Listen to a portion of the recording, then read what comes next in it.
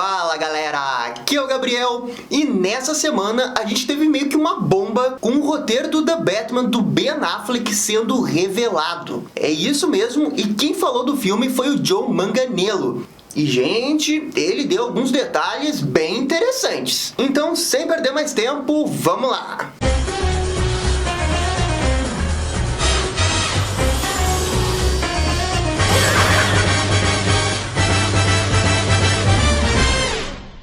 E pessoal, só antes da gente começar o vídeo, já vai deixando aquele bate-like, se inscreve no canal e ativa o sininho de notificação para ficar sabendo absolutamente tudo sobre o Batman. Pintou a notícia do Batman, pintou vídeo aqui na Batcaverna. Feito, dado o nosso recado, vamos falar do filme do The Batman do Ben Affleck. Como a gente já sabe, o Ben Affleck foi escalado para ser o Batman, também com uma promessa de que ele iria dirigir um filme do Batman. Essa daí foi uma das grandes promessas que fez o Ben Affleck aceitar ser o Batman. Sabe, porque no passado ele tinha feito o Demolidor e não foi lá essas coisas e ficou muito marcado por isso. E quando o Zack Snyder escolheu o Ben Affleck para ser o Batman, houve essa promessa, né, de que o Batman dele seria o mais próximo dos quadrinhos e seria mais dark. E houve essa questão de que ele iria fazer o seu próprio filme, na qual direção é um negócio que o Ben Affleck sempre teve interesse e sempre mandou bem. Então ele encarou tudo como um grande desafio. Só que em algum momento ali em 2014, 2015 e 2016,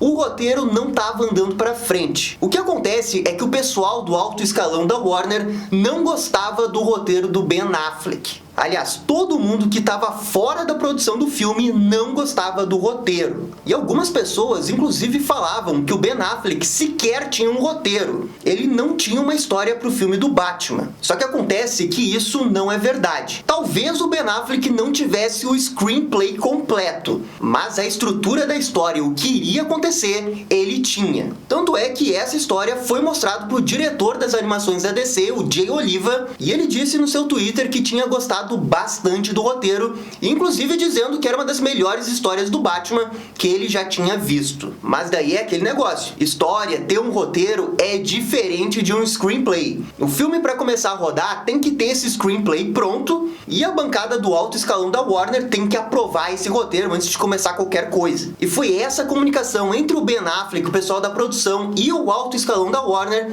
que praticamente impediu que o filme saísse. A Warner queria mudar o roteiro, o Ben Affleck não estava satisfeito com as mudanças do roteiro e foi por água abaixo. Isso eventualmente fez com que o Ben Affleck se desmotivasse com o Batman e saísse de vez. Isso é, até ele voltar agora, né, como Batman por causa das refilmagens do Zack Snyder para a Liga da Justiça. O que de certa forma reacendeu a esperança dos fãs de ver esse filme do Ben Affleck em algum lugar, pelo menos na HBO Max. E assim, ó, dando a minha opinião, vendo tudo que eu sei do roteiro, eu acho que teria sido um filme muito bacana. Só que até então a gente sabia algumas coisas da história. A gente não tinha grandes detalhes de como que ela ia ser. Apenas que ia ter vários vilões do Batman e que o Deathstroke iria aparecer. E bem, aí chegou o Joe Manganiello, né, dando uma entrevista e revelou algumas coisas muito interessantes. Ele praticamente confirmou que o Deathstroke seria o grande vilão do filme, o que era uma coisa que a gente não tinha certeza até então. A gente pensava que o Deathstroke iria trabalhar para o Pinguim ou para um outro vilão do Batman. Ele comparou o Deathstroke ao que seria mais ou menos o Tubarão no filme do Tubarão. Caraca, Joe, você foi longe nessa associação. Mas assim, ó, o que ele fala tem muito sentido. Ele disse que o Deathstroke seria quase que uma presença sombria dentro do filme,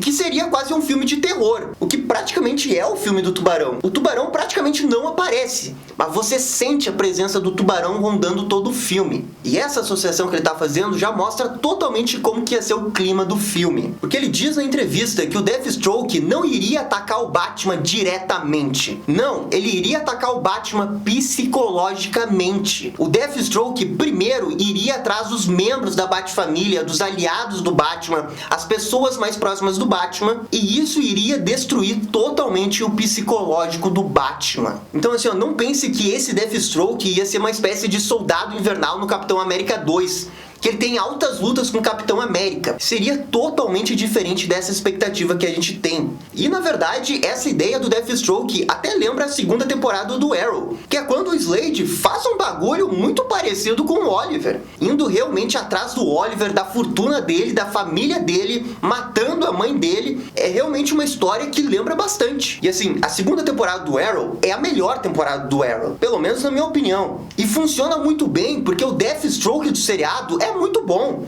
O plano dele é muito legal. E eu acho que sim, poderia funcionar muito bem dentro de um filme do Batman. Porque um filme mais psicológico do Batman, na qual ele sofre com as perdas dos membros da Batfamília, seria realmente uma coisa interessante que a gente nunca viu antes. E se cronologicamente esse filme se passasse antes do Batman vs Superman, até poderia explicar algumas coisas que o Batman faz dentro desse filme. E uma outra coisa, isso daí também lembra duas histórias do Batman. E duas histórias que envolvem o Bane. A primeira, que é a original, né, a queda do morcego, o Bane elabora um plano parecido, só que ao invés de desgastar mentalmente o Batman, ele desgasta fisicamente. E quando chega no momento do embate final entre os dois, o Batman tá tão cansado, tão podre, que ele sequer consegue lutar com o Bane. Ele naquela luta ali realmente não tava com o preparo, era a última coisa que o Batman tinha nessa luta. E você viu no que deu, né, Batman sem preparo é coluna quebrada. E uma outra coisa que lembra é a história mais recente do Bane e do Tom King, a qual muita gente odeia, mas de fato o Tom King tentou fazer com que o Bane quebrasse o Batman mentalmente, tirando tudo que ele tem ao seu redor, e é isso que acontece mesmo na história. Então eu acho que dá pra fazer esses dois paralelos aí,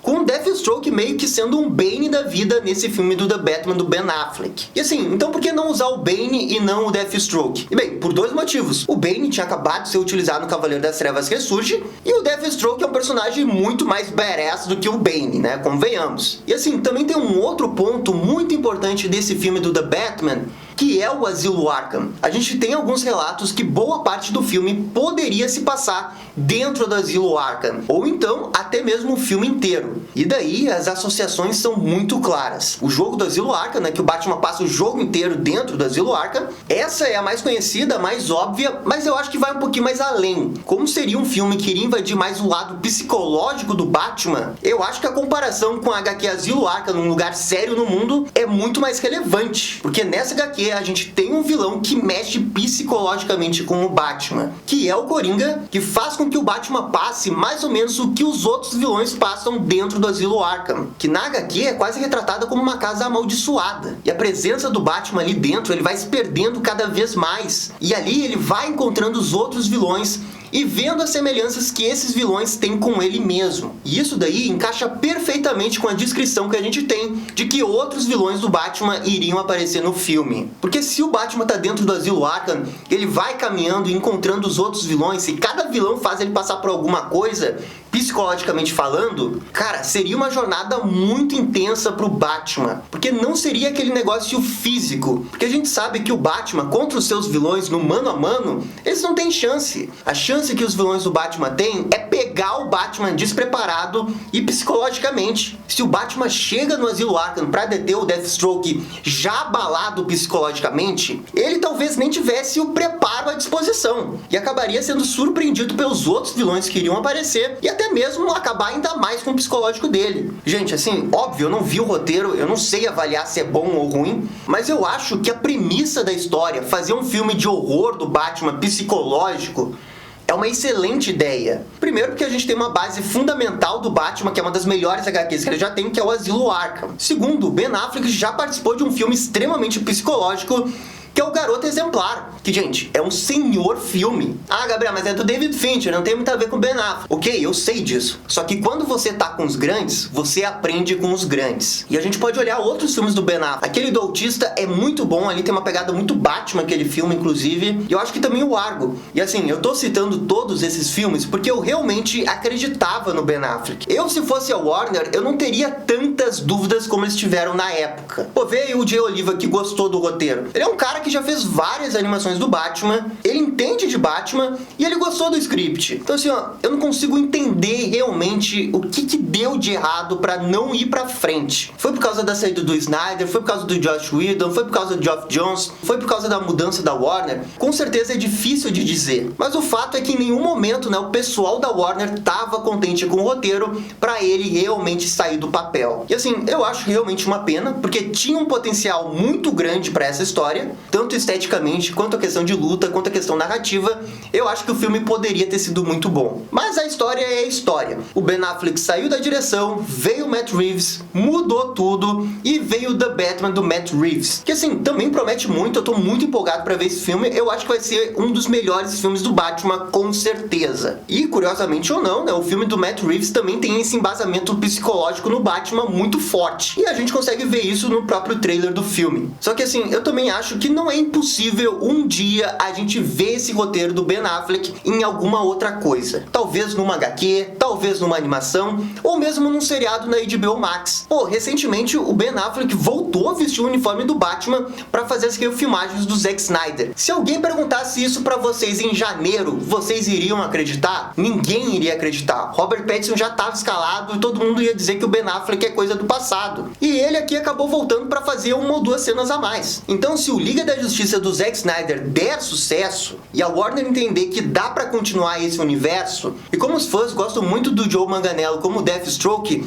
eu diria que ele pode voltar. E eu adoraria ver isso no filme. Eu já disse aqui, acho que o Ben Affleck foi extremamente injustiçado pela história por nunca ter tido o seu filme do Batman para desenvolver o que ele queria fazer. E se a Warner apostou no Zack Snyder, eu acho que também dá para apostar no Ben Affleck. Então assim, eu acho que isso pode acontecer, talvez depois do próprio The Batman do Matt Reeves. Até para preencher uma lacuna de conteúdo de Batman, né, que a Warner precisa muito para vender e fazer dinheiro. Então eu não acho que esse roteiro do The Batman seja como o roteiro do Liga da Justiça Mortal do George Miller, porque esse sim a gente nunca vai ver, esse vocês podem esquecer. Mas esse do Batman do Ben Affleck, eu acredito e eu acho que até colocaria minha mão no fogo de que isso vai acontecer de alguma forma. HQ, animação curta, seriado, sinal de fumaça, eu acho que alguma coisa a Warner vai fazer com isso, porque o Ben Affleck, o Zack Snyder tem muitos fãs e muita gente gostaria de ver esse filme acontecendo. E galera, na opinião de vocês, vocês gostariam de ver esse filme do Ben Affleck? E o que vocês acharam dessa premissa da história mais horror, né, que ele queria fazer pro Batman?